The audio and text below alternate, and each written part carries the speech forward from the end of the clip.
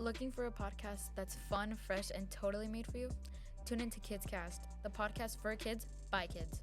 Each episode is packed with awesome stories and cool interviews where kids like us get to ask the big questions to awesome people doing amazing things. Want to hear about the latest trends, fun challenges, or epic adventures? Kidscast has got you covered. Catch the newest episodes on YouTube. And remember, Kidcast, the podcast For kids by kids. Hi everyone, welcome to the Kidcast podcast, the podcast for kids by kids, brought to you by Boys and Girls Club of Brazoria County and Comcast, where kids like us get to ask the big questions to awesome people doing amazing things. I'm Vina. And I'm Mr. Darian. Today you guys are in for a special treat. While most high school seniors are getting ready for the prom and graduation, today's guest spends most of his time writing news articles for one of the largest daily newspapers in Brazoria County. Please help us welcome to the show the youngest writer for Brazoria County's Facts, Mr. Christian. Thank you. I mean, what do I have to say after that? No, you're good. So we're gonna ask you, a few questions, and then go from there. Yeah. So tell our listeners exactly who you are. So I'm a senior from Brazoswood High School, so Lake Jackson, if y'all have ever heard of that. Like he said, I do work for the Facts part-time, but really how I got there was it started out as an internship, but it really became a part-time job. I have another internship aside from that. I'm in Rockets. I really love Rockets in my CTE program at Brazoswood. And besides that, I mean, I'm the oldest sibling of 3, and I don't know what else to say besides that. Yeah, I think I covered all the bases. Yes, sir. What is it like being the youngest reporter for a newspaper? You know, you'd think it'd be more stressful, but it really isn't. I mean, you have to know how to talk to people. Definitely, it's like at the core of the job. So like getting the interview, getting the notes from whatever it may be, whatever topic it's pertaining to, that's like over half of it. And then the rest of it is just actually writing down in the correct format, of course, what all you gathered as far as your research, because that's ultimately all it is research. Okay. Yeah. So I know you said that it started off as an internship. Yes, sir. So how did you get involved with the internship? Was it like a contest, or are they looking for interns? So I don't know if they were looking for interns. They've had interns in the past, basically, but the reason, I mean, they still consider me an intern. They do. I tell everybody I'm a reporter, but really, if you go in the office, they consider me an intern because I'm still a student legally, so I can't spend all my times in the office physically working there at a desk. So it's basically that. But the way I got into it was there's a class at my school called Business Practicum for seniors only. So basically, you get to leave school. I mean, another thing, you have to have a car to have this class, basically, because you have to leave school. So you leave school for 2 hours every day, and your teacher helps you get an internship somewhere, basically. So she helps you interview during that internship, but ultimately it's up to you to secure it. And so me and her, we had an interview with the editor for the Facts, Mr. Michael Morris, and he liked everything I said. I ended up getting the internship, and it turned into a part-time job. Yes, sir. I wasn't sure what it was gonna be, but I knew it was more interesting working than at City Hall for sure. Yeah. So what are your plans after high school? I've been debating that for a little bit. It was definitely gonna be college. It's gonna be somewhere at college. Right now though, I'm pretty sure I'm gonna go to Blen College in Brenham, and I'm gonna be attending with this program called the Engineering Academy. See, I'm a writer and everything, but I really do want to major in college, like with engineering, and then maybe minor in journalism for sure. So tell us, what's the most difficult part about the Facts, about being the youngest person at a newspaper where everybody's like 40 and up? I guess like getting everything in on time, basically. Like this week I've had 3 different things due kind of all around the same time. So I got one of them turned in yesterday, and I have 2 more things turned in. 2 more things that are going to be turned in later this week. I guess the hardest thing would, like I said, it would ultimately be just like being able to do everything that you need to do on your own without asking so many questions and asking for help as much as maybe sometimes you want to ask for help. Okay. Yeah. So this next segment we call the buzz. Yeah. But with you being a writer, I think we just want to keep talking about that. Okay. See if Vina has any questions for you as far as like writing or just your job in general with being a writer with a newspaper. Yeah. So have you had any like actual problems doing something like anything like that?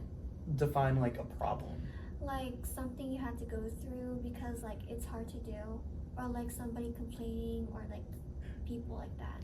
Okay, I understand. So the first article I ever wrote, which was about, I forget exactly what the organization is called, but it was around Christmas time, and it was for this, it's a worldwide organization, by the way, and it's something prayer. I can't remember exactly what it's called, but basically I published the article, and it was all about how this church and this organization through churches all over the world gets Christmas gifts and packages to children all over the world, like less fortunate kids and stuff like that. And it could be, the packages were of anything basically. Like you could even go online and like specify what could be in this package or whatever, and age groups, all that stuff. But anyways, so I published it and everything. I got it published. I was so excited. It was the first one I'd ever done. And I ended up getting this call during school from the lady I had to interview. I had to interview two ladies, and the first lady, she ended up calling me, and she was apologizing. I'm like, what are you apologizing for? And this is a woman, this is a very godly woman, holy woman who goes to church, and she thought that she had sent me a message of some sort to the point where she had to apologize and basically ask for forgiveness and say that she understands now that like what I did, it wasn't that bad. And I was just sort of this was in school when she called me too, and I was like thinking the whole time, what could I possibly have said to make you say? Nobody else has complained like that, so I don't know. That was probably the biggest problem I've encountered. Yes. Have you met anybody famous while writing? Ooh, I don't know. I don't think so. I don't think so. Like, what? Like, how famous are we talking? Famous? Anybody that holds any type of famous stature? I don't really think so.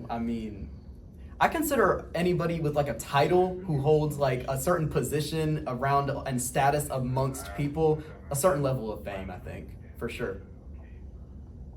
What's the best advice you can give to anyone?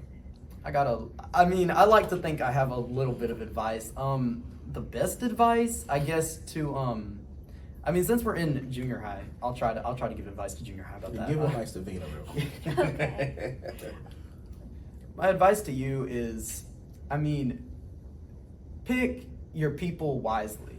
Pick the people who, when you say hi to them, they'll say hi to you back. Pick the people who will choose you instead of like somebody else. You know what I mean? Because when you get to high school after junior high, those are the core people that you want to stay with you throughout high school. And it's important for you to find real people. Then like you later on, you're in high school and you're in high school, right? And then you sort of find out, okay, well, these friends aren't as real as I thought they would be. I think that's good advice. Vina, you got that? Mm-hmm. You understood it? Mm-hmm. Explain it. Just pick the right people that like will show you kindness if you give them kindness. Yeah, basically, definitely. That's exactly what I said. See? The golden rule. Treat everybody with the golden rule, basically. Yes. Okay. You listening? You was listening. Anyways, what do you do in your free time?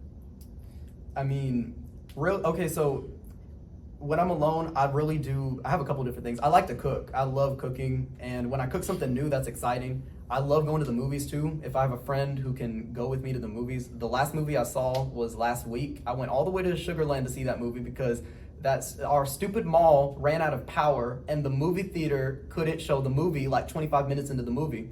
So we went to this fancy theater in Sugarland, the AMC theater. We got the voucher and everything. We went over there, and I saw the Minecraft movie. Very worthy movie. Please go see that movie.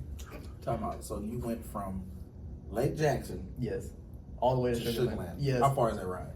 That Because was I live in Houston. Yes, sir. And I grew up in the Fort Bend, Sugarland, Missouri City area. I know how long it takes me to get there. Yeah. So it took me, I'd say, about like 50 minutes or so. But honestly, I've driven way farther than that. I've driven through Houston before rush hour traffic. But we ain't about to talk about that. That's fine. If you can go back in time and give even though you're what, 17? I'm 18. Go back 6 years. Right. And give your 12-year-old self a piece of advice, what would it be? I would say grow closer to God. I would say definitely grow closer to God. Not in the sense that like when I was that age, I didn't know about God. I did, but I would say like definitely turn to God more than instead of myself or other people. I would say that. Okay. Thank you for joining us today, Kristen. We had a great conversation with you. Yeah. And thank you, listeners, for tuning in. Don't forget to like, comment, subscribe, and let us know who you want us to interview next. Bye for now.